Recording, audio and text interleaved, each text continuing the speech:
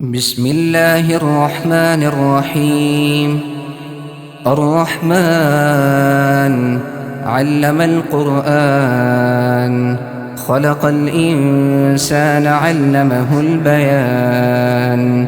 الشمس والقمر بحسبان، والنجم والشجر يسجدان.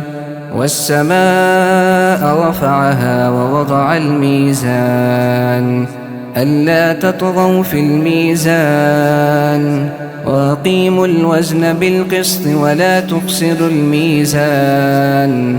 والأرض وضعها للأنام، فيها فاكهة والنخل ذات الأكمام، والحب ذو العصف والريحان.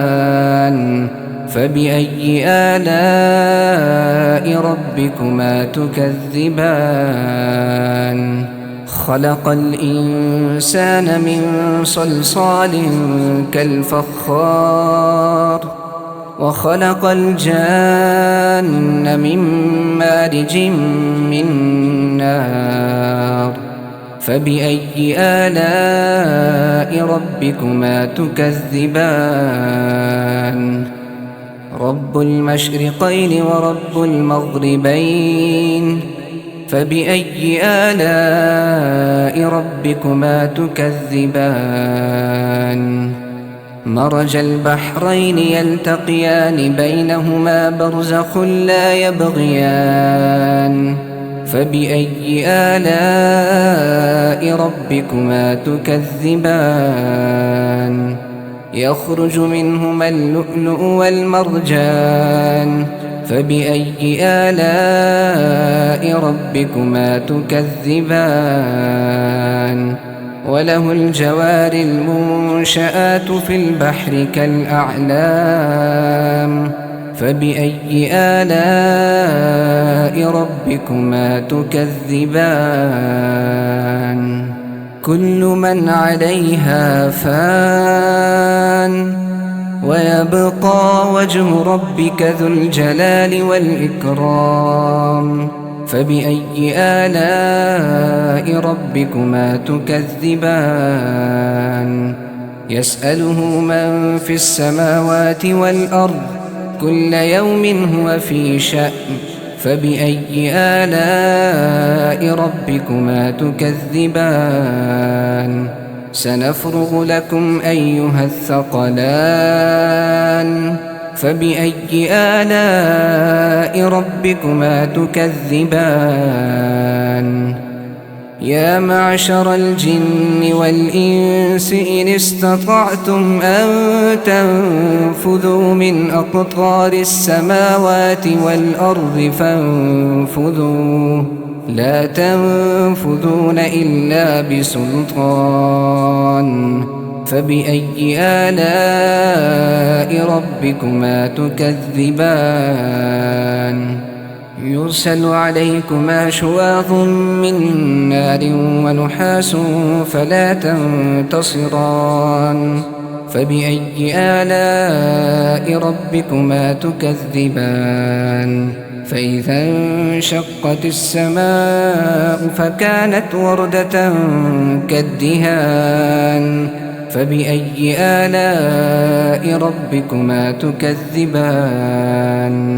فيومئذ لا يسأل عن ذنبه إنس ولا جان.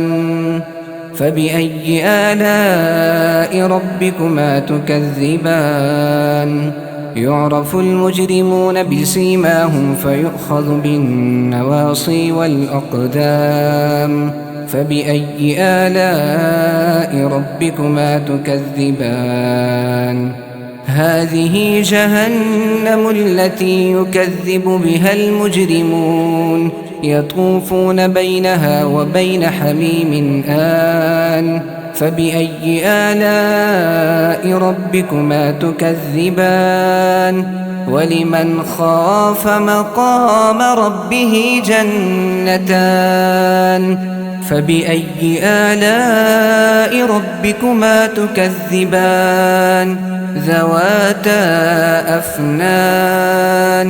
فبأي آلاء ربكما تكذبان فيهما عينان تجريان فبأي آلاء ربكما تكذبان فيهما من كل فاكهة زوجان فبأي آلاء ربكما تكذبان متكئين على فرش بطائنها من استبرق وجنى الجنتين دان فبأي آلاء ربكما تكذبان فيهن قاصرات الطرف لم يطمثهن إنس قبلهم ولا جان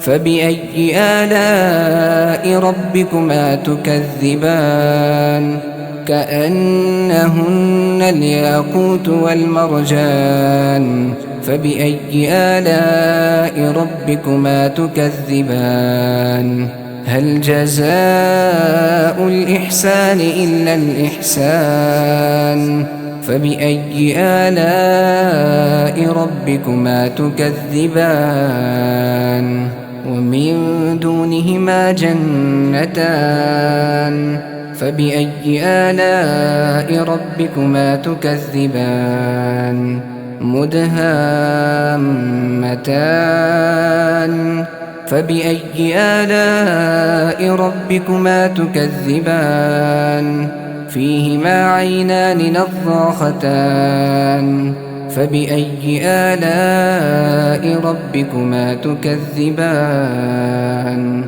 فيهما فاكهة ونخل ورمان فبأي آلاء ربكما تكذبان فيهن خيرات حسان فبأي آلاء ربكما تكذبان حور مقصورات في الخيام فبأي آلاء ربكما تكذبان لم يطمثهن إنس قبلهم ولا جان